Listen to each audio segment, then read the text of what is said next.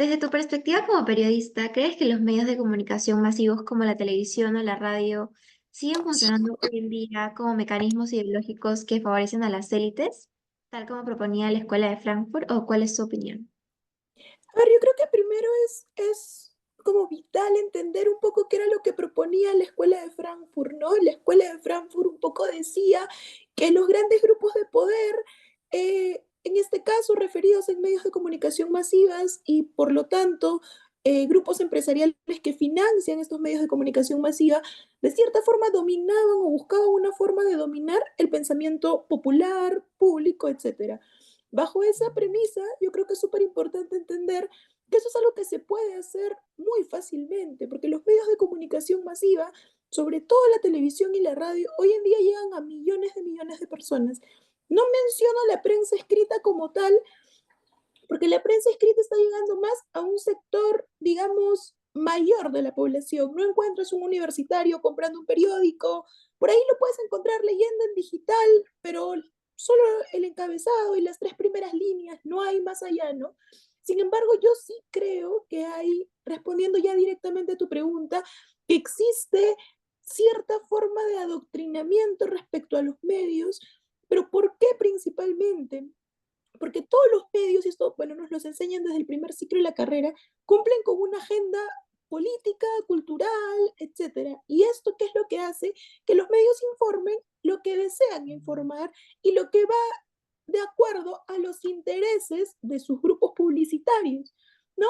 Solo por poner un ejemplo, eh, quiero hablar, por ejemplo, hace poco de escuché una entrevista con Beto Ortiz. De hecho, Beto Ortiz es un periodista con el que yo no comparto muchas cosas, pero escuché una entrevista con él donde decía que cuando él conducía El Valor de la Verdad, hubieron dos programas que no permitieron que salgan al aire.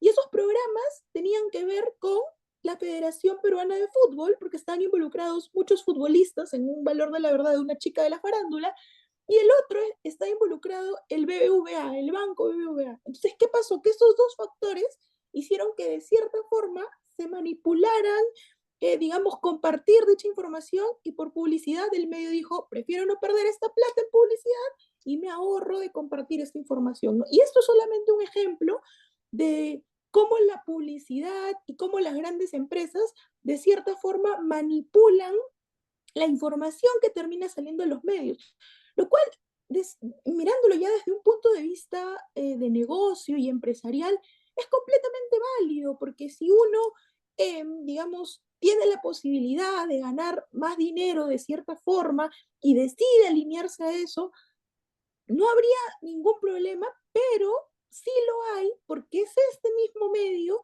el que consumen millones de peruanos y el que cuya información se va a millones de peruanos también. Entonces yo creo que los medios tienen que tener una línea política, sí, tienen que tener una agenda, sí, tienen que responder a sus propios intereses también, porque no vivimos en un mundo utópico donde el medio vive de solo lo que la gente paga por el medio, sino que vive de la publicidad. Entonces, yo creo que sí, eso es completamente válido, pero también deben sentarse la responsabilidad que todo lo que se dice frente a cámaras está informando a millones de peruanos y sobre todo está creando el pensamiento colectivo de millones de peruanos también, que muchas veces sí hay que ser como incisivos con esto, porque de repente personas más jóvenes como tú, como tus compañeros, como yo quizás, tenemos distintas formas de buscar información. Entonces, si algo no nos convence en la tele, vamos al internet y buscamos. Y si algo no nos convence en determinado portal, vamos a otro y buscamos y contrastamos la fuente y decimos, ah, mira, acá hay una información que me parece que es errónea, mejor la busco en la fuente. Y claro, eso lo hacemos porque como periodistas tenemos esta, digamos, esta manera de ser incisivos. Pero hay mucha gente, como puede ser mi mamá, mi abuela, mi tía, que no se van a dar toda esta labor y se quedan con lo que ven en la tele, con lo que dijo, se me ocurre, Philip Butters en la tele, con lo que dijo fulanito de tal en la tele. Entonces sí es importante que los medios sepan que al final están condicionando la forma de pensar y de actuar del ciudadano de a pie. Y en esto quiero yo también resaltar que ahora cada vez hay más medios digitales, no tradicionales, que de repente apuntan con más fuentes, apuntan a llegar con diversidad de opiniones, pero claro, nuestros abuelos, nuestros padres y por ahí algunas personas de nuestra generación, aunque no lo creo porque la mayoría ya está metida en todo el tema de redes, Sí. por ahí hay gente que sí se puede quedar con solo esta opinión de los medios tradicionales y de cierta forma sí ser direccionada por ellos, ¿no? Y en tu experiencia, ¿cómo percibes la relación entre la cultura popular y el mantenimiento de las estructuras de poder? ¿Tú crees que los medios actuales contribuyen a mantener a las masas distraídas de problemas sociales importantes? Yo creo que aquí yo quería hacer un énfasis porque no creo que es solamente los medios actuales, sino en general, porque por medios te refieres a tele, Sí, radio y radio. periódicos, ¿no? Ujú. Claro, en un principio sí puede ser así, ¿no? Lo clásico, ¿no? Que de repente por ahí un político le paga a un medio para que le haga como un reportaje media lavada de cara y todo. Pero ahora yo siento que hay otras plataformas que hacen lo mismo. Y aquí quiero referirme principalmente a plataformas digitales como TikTok o Instagram, que son ahora lo que los políticos se cogen de eso para un poco vender la cara de lo que de repente no son, ¿no? Sí, Hay políticos, por ejemplo, se me ocurre, solo por mencionar, el alcalde de Comas, por ejemplo, ¿no? Tiene una cuenta de TikTok muy activa, tiene una cuenta de TikTok donde digamos, muestra todas las cosas buenas de su gobierno, acaba con las informalidades, etcétera. Pero sin embargo, si uno va un poco más allá, tiene denuncias, está vinculado al sicariato, al tráfico de terrenos. Entonces, yo creo que la gente ya no solamente está condicionada a lo que los medios te muestran, sino a la información que reciben a través de redes sociales. Entonces, yo he sí, escuchado comentarios de gente que dice, yo quisiera que, creo que se llama Ulises el señor, yo quisiera un Ulises para, no sé, para mi distrito, porque hace todo bien y no roba el dinero del pueblo, etcétera. Pero si buscas en internet y un poco como que vas a los archivos y todo, el señor tiene vínculos importantes digamos, actos delictivos, ¿no? Y eso no se ve porque eso no se pone en TikTok y eso hay que buscarlo, hay que hacer esa investigación. Lo mismo de repente pasa con el alcalde del Callao, Pedro Espadaro, que también tiene un TikTok muy activo. Y yo defiendo mucho que los políticos de cierta forma comuniquen a su gente, digamos, lo que están haciendo, ¿no? O sea, ya, sí. si ellos están haciendo cosas buenas, que las comuniquen. Pero yo creo que también está en la gente poder decir, miren, esto que al final estamos viendo es una cara que el político nos quiere mostrar, porque de cierta forma es lo que él mismo está publicando en su TikTok y su equipo de comunicación, que de hecho yo también he trabajado en relaciones públicas. Cuando tú cuidas las relaciones públicas de un personaje, buscan moverlo lo mejor posible, que el personaje sea casi Dios, que sea casi un Bukele. Y claro, porque para eso te pagan, pero el periodismo no son relaciones públicas, el periodismo no es hacer quedar bien al político, no es hacer quedar bien al, al, digamos, al candidato, no. El periodismo es ir más allá, es investigar y saber que detrás de todo lo lindo, yo no quiero ser pesimista ni nada por el estilo, soy muy joven aunque no parezca, pero no quiero ser pesimista ni nada por el estilo, pero yo sí creo que detrás de todo lo bonito y todo lo bueno que se pinta, hay muchas cosas que hay que investigar y hay muchas cosas que hay que ponerle un poquito más de foco, ¿no? Y yo, por ejemplo, quiero, ya hablando de ese tema también que me dices, como que mantienen distraídos a los medios, que mantienen distraídos a las poblaciones, perdón. Hace poco se implementó de cierta forma, se aprobó una nueva ley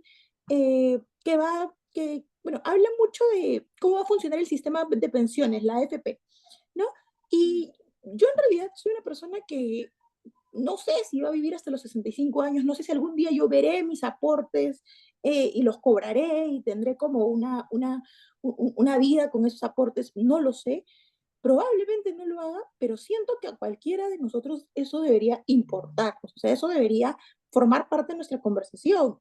Tú mañana más tarde vas a salir de la universidad y lo primero que vas a hacer es vas a empezar un trabajo donde te van a descontar el 10% todos los meses, y es un 10% que tú no sabes si vas a ver de aquí al final de tu vida, ¿no? Entonces sale esta ley de la AFP que dice que a partir de ahora, cuando tú te jubiles, ya no vas a poder retirar el 95.5% de tus ahorros, sino que los vas a recibir por una pensión de 600 soles. 600 soles, ¿para qué te alcanza? Para nada. Entonces, yo voy con esta información y le pregunto a los chicos de mi trabajo, que de hecho son personas que tienen mi edad. Yo ahora últimamente no he estado trabajando en periodismo, los últimos 6 meses me he dedicado a, bueno, soy creadora de contenido también, entonces estaba haciendo eso.